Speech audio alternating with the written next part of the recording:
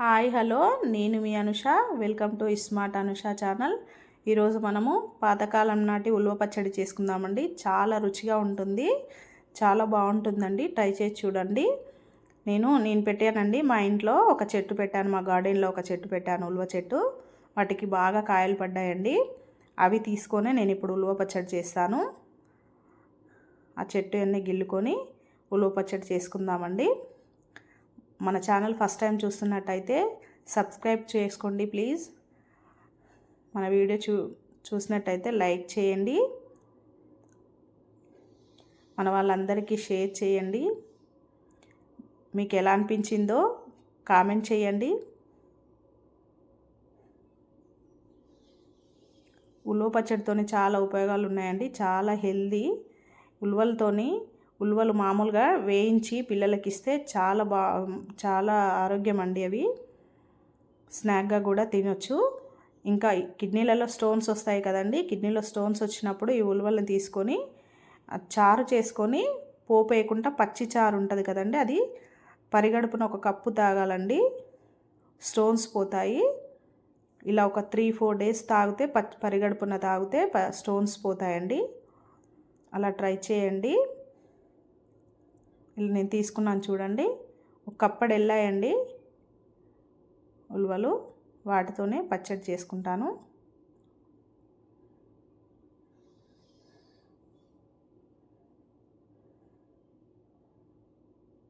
చాలా టేస్టీగా ఉంటుందని మీరు ఎప్పుడైనా ట్రై చేశారా? ట్రై చేస్తే నాకు కామెంట్ చేయండి. ట్రై చేయకపోతే చేయండి, ఎలా వచ్చిందో నాకు కామెంట్ చేయండి. చూడండి, వీటిని నీట్గా చెరుక్కొని నీట్గా చేసుకొని తీసుకున్నాను.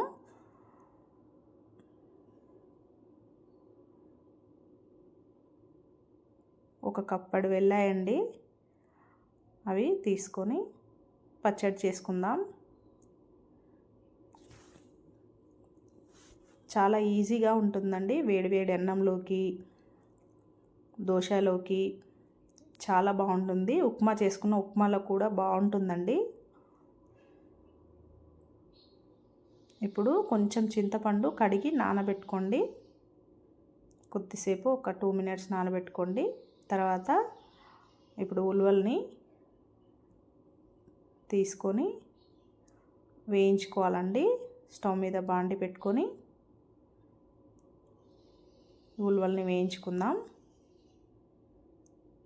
ఉలువలు చిటపట్లాడేటప్పుడు తీసుకోండి, అప్పటి వరకు వేయించుకోండి.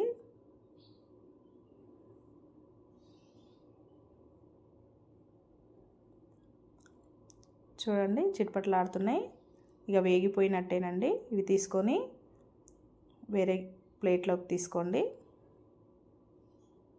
తర్వాత అదే బాండీలో ఒక 3 టమాటాలు కట్ చేసుకొని వేసుకోండి. కొద్దిగా ఆయిల్ పోసుకోండి. ఆయిల్ పోసుకొని కలుపుకుంటూ మగ్గించుకోండి. మగ్గిపోయాయి చూడండి టమాటాలు.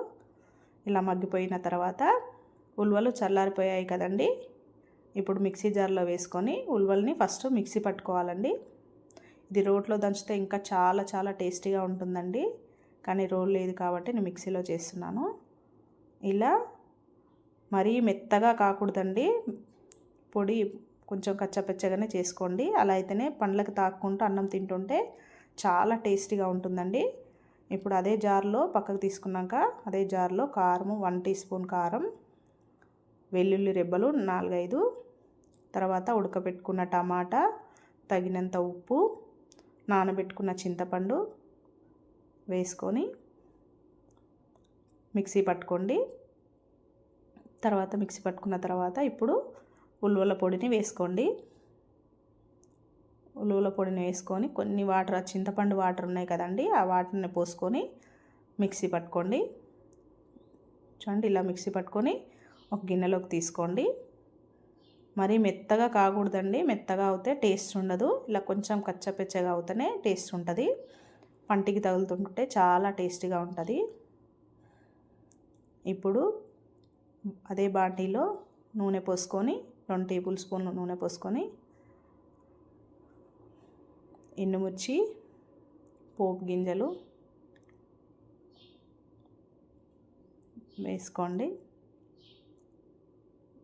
1/2 టీ స్పూన్ ఆవాలు వేసుకోండి. 1/2 టీ స్పూన్ శనగపప్పు వేసుకోండి.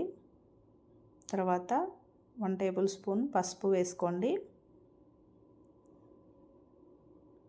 ఇవి కొంచెం మగ్గించుకోండి. మగ్గిపోయాక పచ్చట్లో పోసుకోండి. అంతే అండి, చాలా రుచిగా ఉంటుంది. సింపుల్గా చాలా తొందరగా అయిపోతుంది. ట్రై చేసి చూడండి. టేస్ట్ ఎలా ఉందో నాకు ట్రై చేసి చూసాక చెప్పండి. మా పచ్చడి మీకు ఎలా అనిపించిందో కామెంట్ బాక్స్లో కామెంట్ చేయండి.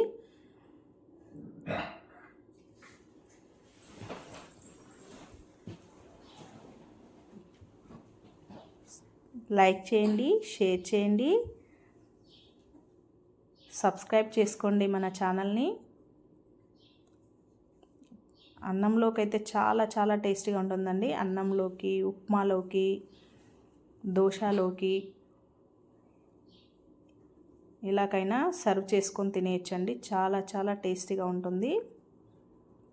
థ్యాంక్ యూ ఫర్ వాచింగ్ అండి.